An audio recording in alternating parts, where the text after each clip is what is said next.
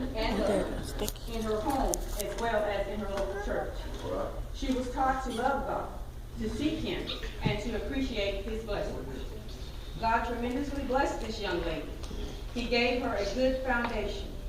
All she had to do was keep building on it. The young woman is grown and away from home now. Occasionally, she calls her mother on the telephone, but most of their communicating is done by letter. Let's listen as the mother reads the latest letter from her daughter. As she pores over the words, she can hear her child's voice in her heart. Dear Mama, I sure do miss you. It's been so long since your last visit. I woke up so excited with a big smile on my face this morning. I was dreaming that I was back in Sister Turner's Sunday school class. She was teaching us about the prodigal son. The celebration when he came back home was so great. Then it was as I took his place. I was the one coming home, and you were there standing with arms wide open to welcome me home. Then the lights came on. My eyes flew open and reality set in. I realized that I was still lying on this narrow steel cot in this 6x8 cell. Prison is my reality now. My mind has been flooded with memories all day long. I remember the times that I made you smile, such as when I got baptized, learned the books of the Bible, and became president of the Youth and Young Adults Department. And I'll never forget your reaction the first time you heard me pray out loud during devotion. You couldn't wait for the newspaper to come out when you knew my name would be in there for making the Distinguished Honor Roll and receiving an award at school. And then there were the tears of joy when I graduated at the top of my class and won a full scholarship to college. Wow, the first in my family to graduate from high school, and now I was on my way to college. God was really blessing me back then. I knew that He loved me back then. When I got to college, I went to church, read my Bible, and prayed at first. But then I got busy making new friends and having fun. I enjoyed my new freedom. Is that so wrong? Apparently God thought so. Because the blessings stopped, my life began to go downhill. You told me that God would never leave me nor forsake me. But Mama, He did. I flunked out of college after the first semester. And then there was one dead-end job after another. I faced evictions every month and sometimes didn't have enough to eat. So when the roommate and I started using the credit cards her mother sent us, I thought we were finally hooking up. When money was short, we could use those credit cards to make ends meet. And the best part about it, her mother would pay the bill. How was I to know the cards were actually stolen? And that day, you sat there with tears in your eyes as the judge sentenced your baby girl to prison.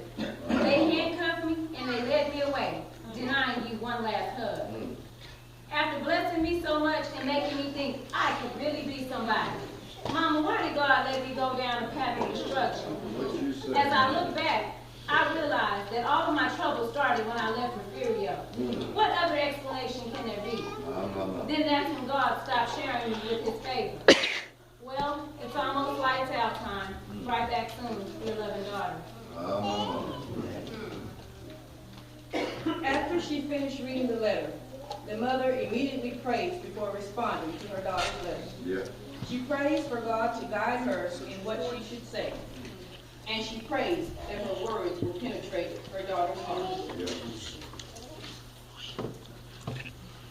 My daughter, you asked several questions in your last letter, and the answer to all of them can be found in the Word of God. Yes, there was a great celebration when the prodigal son came home, but the celebration could not begin until the young man took responsibility for his actions, repented, and asked for forgiveness. If you remember the story correctly, the father didn't leave the son left the father. To help you understand how and why you ended up in this present situation, I want to direct you to Judges chapter 2, verse 10 and 15. Verse 10 says, "And also all the generation was gathered unto the father, and there arose another generation after them, which knew not the Lord, nor yet the work which He had done for Israel." As you continue to read, I pray that you will see the similarities between your life choices and those of Israel. God has a greatly blessed future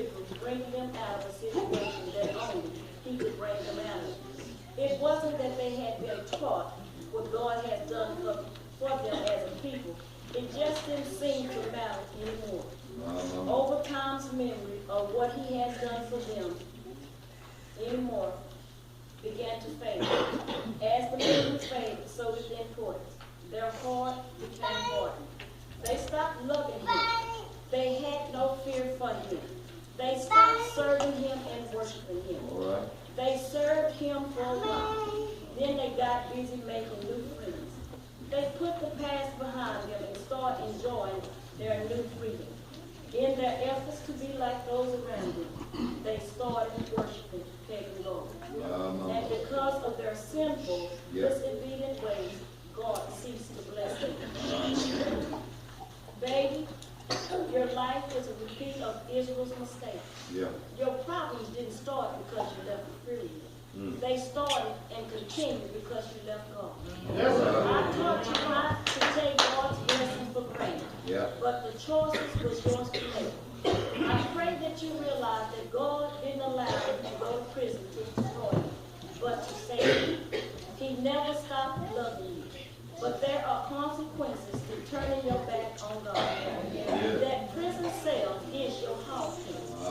But it's not too late to confess, repent, and ask for forgiveness. I would love to make your dreams come true. When you are released, my arms will be open wide, and I will have the biggest smile ever. But there is one great who is patiently waiting for your return. Come home, baby, come home. Before it's too late, your loving mother. As we go as individuals, we also go as a people. If my people, which are called by my name, shall humble themselves and pray, and seek my face, and turn from their wicked ways, then will I hear from heaven, and will forgive their sins, and will heal their land.